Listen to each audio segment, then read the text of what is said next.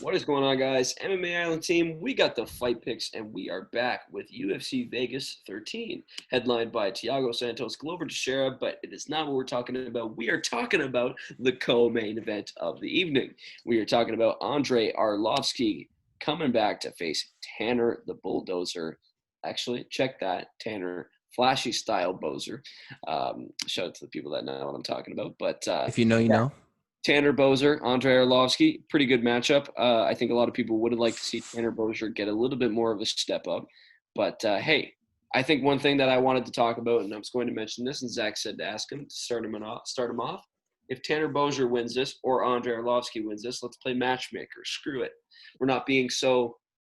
We don't have a track that we follow No, on not for the really. most part, at least. So I'll start it off with play matchmacher. If Okay. before you tell us who wins, if Bozier wins, who does he get? If Arlovski wins, who does he get? And maybe Damn, I'll.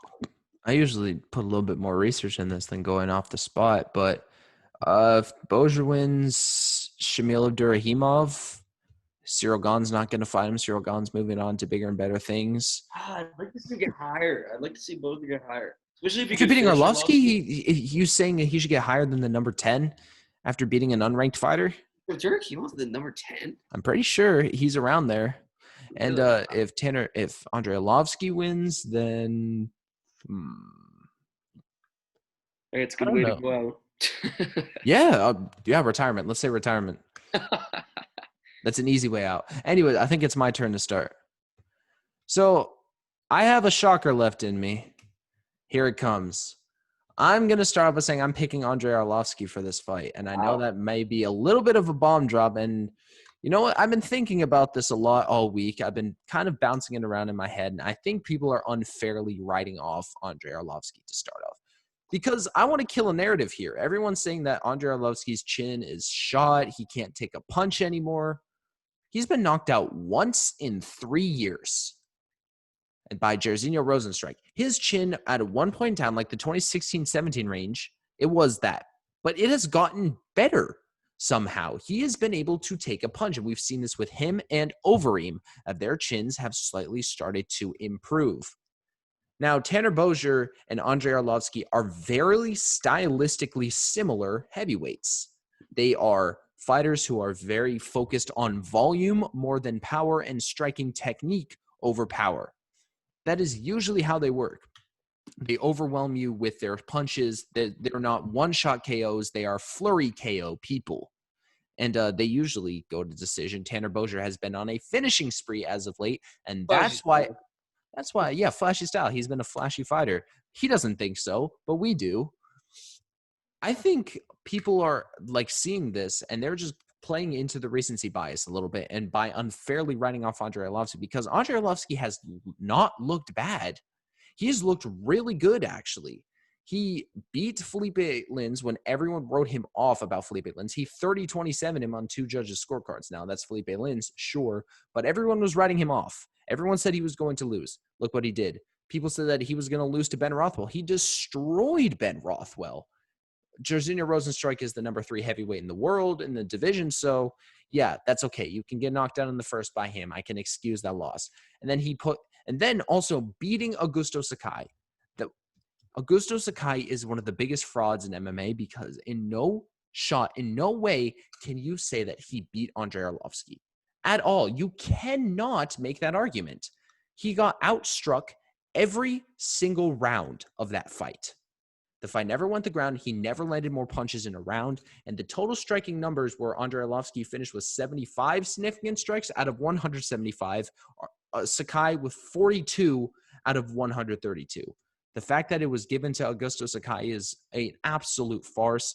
If you look on MMA decisions, everyone else will score for Arlovski. It's just how it is. And Augusto Sakai is in the top 10 of the heavyweight division. This is showing that Andrei Arlovski can not only hang with these good fighters, but he can beat them too. This guy is not shot. His technique and his speed are still there. We have seen a lot of fighters, their speed go down. That's usually the first thing to go with age. Arlovski's has not. He is still very sharp, technical, and precise. Tanner Boser is that way as well. He is as fast, as technical, and as precise. Maybe he has a bit more power, but I think the experience of Andrei Arlovski, and especially he has fought many fighters who are much better than Tanner Boser. And yes, that may have been in his glory days, but I think Augusto Sakai is a better fighter than Tanner Boser for right now, and he beat him. He beat him. I'm going with Andrei Arlovski because I think he is the type of fighter who beats these up-and-comers. He is that gatekeeper. He is the type of fighter who has seen this test before. I think his technique might be a bit better, and I think the narrative about his chin being shot is kind of wrong. I think people are unfairly writing him off, so I'm going to go with the bombshell pick and going to pick Andrei Arlovski. Well, I definitely appreciate the Andrei Arlovski love. Shout out to my old manager a couple of years ago, who is a casual, definitely a casual, but he would. I remember he used to always say to me, "I wish we could have that old Andrei Arlovski back." Hey, Zach's predicting you get that old Andrei Arlovski back, but yeah. So this is the battle of the mullet, I guess you could say. Yeah. Yeah, Tanner Boser. So talking about Tanner Boser, flashy style, man. Whether he wants to admit it or not, I've always liked this dude's KO power, I guess you could say, and just his being sort of one of the lighter guys in the heavyweight division. Going out there and fighting the way he does, I've always liked it. I've always thought he was a flashy fighter. He doesn't agree, as I mentioned, but I do. I think so. So let's talk about this fight. So I mentioned that I have a low confidence pick of the night, and this was a low confidence pick. It is a low confidence pick, but I kind of thought I would shock you with this because I thought you'd be going with Tanner Boser with pretty high confidence. So you got Arlovski with low or Arlovski? Low, not with high. Well, yeah. So I got Tanner Boser with low. So yeah. So there's a lot of reasons towards this. First of all, I'll just give a shout out to Felipe Lins. If only we could have got. If Felipe would drop to light heavyweight, or if Ibrahimov would go up to heavyweight, and we could get that battle, that'd be awesome. But hey, we do get a trash can battle in Felipe Lins, Dontel Mays, which is actually supposed to be on this card, but it isn't. So, yeah. So talking about this fight, man, Tanner Boser, what we've seen of him recently, and I want to kind of mention this. So knocking out Felipe Lins the way he did. Can he really say that he does that against Andrei Arlovski? I'm going to say he probably can. Knocking out Rafael Pessoa. He probably can, but Andrei Arlovski's defense is better than Lynn's. Exactly. So, and I think another thing is it's kind of hard to get into the pocket against Arlovski the way he did against Felipe Lins. So, yeah, and another thing with Andrei Arlovski having that sort of large frame, I think people don't talk about this enough. When you're fighting fighters that have sort of taller frames, longer reaches, whereas you're fighting rather than fighting the guys who are kind of a little bit shorter for the division, at least in Felipe Lins, and a little bit smaller of reach, you kind of got to get into the pocket and use your volume from there, and that's exactly what Tanner Boser did. Look at me, the ground guy, talking about striking. Yeah. But yeah, so that's what he did with Felipe Lins, and he can't really do that against Andrei Arlovski. But the reason I'm going with Tanner Boser on this one is just because I think that he's going to be able to do that. One thing I think a lot of people probably are going to pick, but probably shouldn't, and I actually agree with Zach on, is that don't pick Tanner Boser by knockout. I don't think that Tanner Boser is going to be able to go out there and knock out Andrei Arlovski, because you look at the people that got knocked out, or that Andrei Arlovski knocked out. You mentioned how he's only been knocked out once in the past 3 years against by Rosenstrike. Jairzinho Rozenstruik. Second most powerful fighter in the world. And funny you mentioned that, because the last time he was knocked out before Jairzinho Rozenstruik was knocked out by the number one most powerful puncher in the world in Francis Ngannou. Before that, you're getting Alistair Overeem, probably Overeem in his prime. Yep. And you're getting Stipe Miocic, who's probably still in his prime, but you're still getting knocked out by Stipe Miocic as well. Yeah, Stipe. Fighters. Amazing fighters. Going back very, very, very far, back to 2011, the last time he got knocked out by Sergey Kharitonov, a guy who's 29-7 out there in Bellator. Sergey Kharitonov, an absolute beast. So yeah, Let's stop the Arlovski's chin is shot narrative, please. I don't want to hear it anymore. He's getting knocked out by these guys who pack a punch. And the best heavyweights in the world.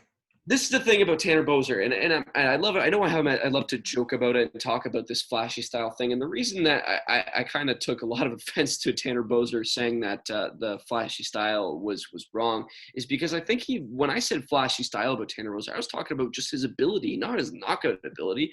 I'm not a casual. I don't sit here and drink beers and watch fights. Oh, stand these guys up. What's going on? No. Oh, he's probably like, get these guys down. Yeah, I want to see technical striking, and that's one thing we've seen in a Tanner Boser. He's got some very, very good technical striking. He got unanimously beat by Cyril Gane. Cyril Gane is going to beat unanimously and beat you in technical striking. Cyril Gane, future heavyweight champion. I am on no hype trains. After Johnny Walker, I'm on this hype train, and I will be on it till the end of time. It will never get derailed. Cyril Gane, heavyweight champion of the world by 2023.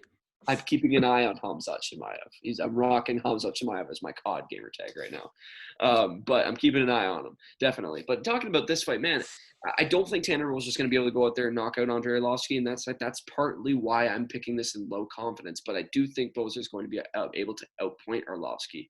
I think Boser, being that technical striker, he does it in those flashy ways. And I think that he's going to be able to do that and sort of not let Andrei Arlovski piece him up the way Felipe Lins let Andrei Arlovski piece him up. So I got Boser.